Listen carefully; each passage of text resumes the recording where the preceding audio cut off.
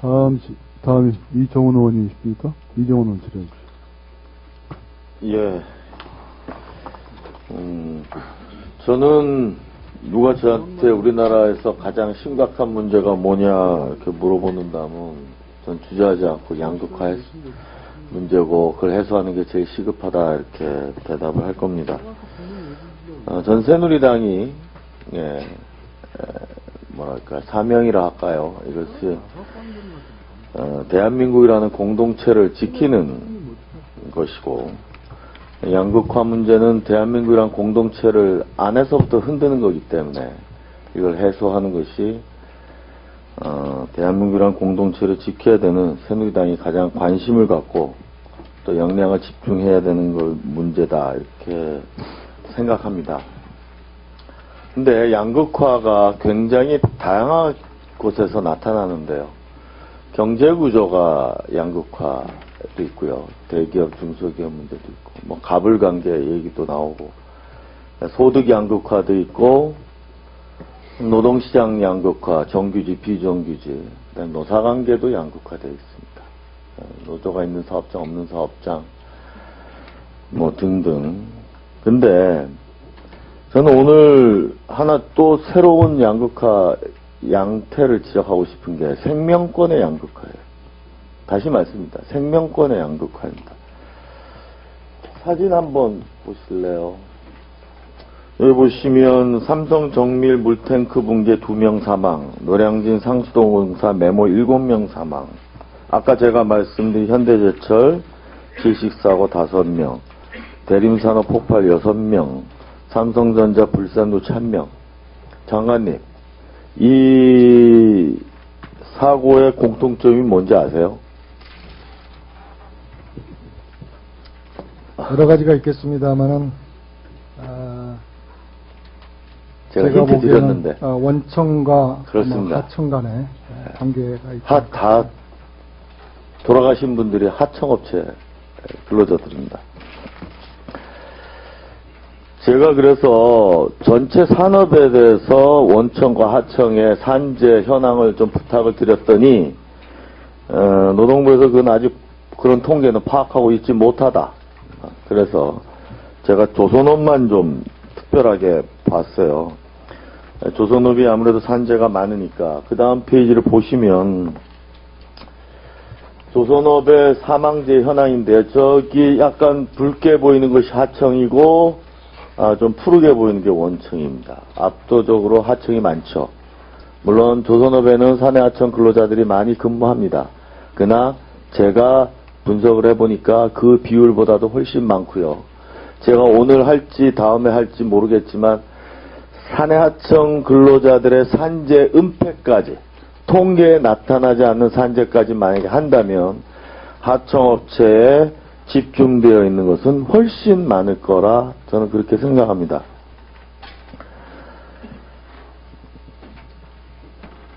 그런 말이죠. 그리고 이 고다음 페이지 조선업체 추이를 보더라도 지금 현재 아니라 추이를 보더라도 최근에는 더 이게 벌어지고 있다 이런 생각이 드는데 이렇게 생명권의 양극화 현상이 나타나는 이유가 어디에 있다고 생각하십니까, 장관님? 제가 말씀하신 대로 이제 조선업 쪽은 가보지 못했습니다만은 상당히 많은 산업의 그 산재 현장들도 보고 제가 통계도 보고 그랬습니다만은 아까 말씀드린 대로 실제로 위험 작업, 아주 고위험 작업하고 그렇지 않은 작업에 있어서 역할 분담이 원하청 간에 상당히 뚜렷하게 이제 분리되고 있는 것들을 봤습니다. 그리고 하청업체들이 이제 작업 인원들을 채용하거나 할 때 인력난 때문에 그런지 몰라도 상당히 그 비기술적인 인력이라든지 경험이 없는 비전문적인 인력들을 쓰고 있었고 그런 여러 가지 종합적인 총체적인 뭐 인력 문제, 종합적인 문제가 있다는 것을 제가 파악을 했습니다. 예, 제가 좀 분석해 본 바로는 저는 한 3가지 이유를 좀 생각해 봤는데요. 첫 번째는 훨씬 위험한 일을 하청업체한테 줍니다. 아까 조선업종만 봐도 산재가 가장 발생하는 업무가 장관이 그것까지 이제 아시지 못한 제가 파악해 보니까 취부, 용접, 사상 이렇게 세 군데예요. 예. 이 세 가지 공정의 근데 90%가 하청업체 근로자들이고요. 그리고 산재는 여기서 아까도 말씀드렸지만 집중적으로 발생합니다. 반면에 상대적으로 사고율이 낮은 후공정, 시운전이나 검수 여기를 원청 정규직이에요. 이 구조가 고쳐지지 않는 한 저는 하청업체 그러니까 위험을 근로조건은 물론이고 근로조건 양극화도 서러운데 그것에 더 보태서 더 위험한 일에 매몰릴 수밖에 없는 이 구조를 그냥 두고 볼 것이냐에 대한 심각한 고민이 있어야 될 것 같고요. 두 번째로 그 하청업체가 더 위험한 일, 그 중에서도 더 위험한 일을 또 아르바이트나 다시 재하청을 준다는 사실입니다. 제가 예를 들어서 말씀드릴게요. 이들은 정말 아까도 말씀드렸지만 미숙련 근로자들입니다. 대우조선 해양에서 있었던 사건 2013년 2월 7일 지인모 19제입니다. 해치커버 작업 중 26m 아래로 추락. 일한 지 얼마 만에 죽은지 아십니까? 1주 내지 2주입니다. 제가 정확하게 모르겠는데. 2013년 1월 15일 민모 군 23세 대우조선 해양입니다. 역시 추락 사망인데 1개월 됐습니다. 그러니까 젊고 저숙련 노동자를 더 위험한 일에 또 배치를 하는 겁니다. 이들은 안전교육도 물론 못 받고요. 4대 보험도 안 들어있어요. 산재보험에도 안 들어있어요.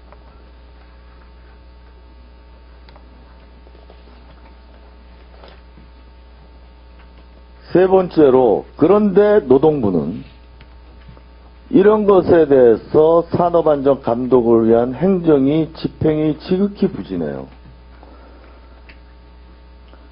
일단 제가 아까 말씀드렸지만 통계가 아직 확보되고 있질 못하잖아요. 노동부에서 연구 용역 엄청 많이 나가는데 이 문제가 생명권의 양극화, 하청업체에 위험한 일이 몰린다, 그들한테는 안전교육도 제대로 못 받는다, 그들은 산재보험에도 안 들어있다, 피해보상도 물론 제대로 못 받을 것 등등. 저는 아까 7분 주셨습니다. 조금만 더 할게요. 그런 등등에 대해서 최소한 실태 파악은 해야 될 거 아닙니까? 쓸데없는 외국제도 사례 분석시키지 말고요. 교수들 책상머리에 앉아서 저도 교수이지만 그런 거 백날 해봤자 소용없고요. 현장 가서 발로 뛰어가지고 진짜 현장에서 어떤 일이 벌어지고 있는지를 알아오는 그런 연구 영역 해서 실태 파악 꼭 해주시기 부탁드리고요. 두 번째, 그러면 산업안전 감독이 하청업체에 더 집중돼야 되겠죠. 제 말이 맞죠? 예? 예. 그러면 그러니까 행정에서도 기획을 할 때 하청업체에 더 많은 신경을 쓰고 거기 더 많이 가야겠다라는 그런 계획서가 나와야 됩니다. 개념이 없으니까 실행이 안 되는 거라고 저는 생각이 드는데, 제가 조선업체가 집중되는 통영지청을 보니까 조선업 종사자가 72,000명인데 통영지청의 산재예방지도과 소속 근로감독관은 4명이고 조선업 담당자는 그나마 1명이에요.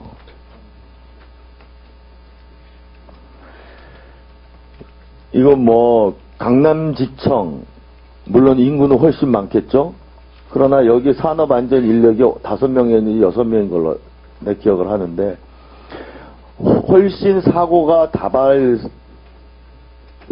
많이 일어날 수 있는데 더 많은 인력을 배치하는 그런 행정이 필요하다는 말씀드립니다.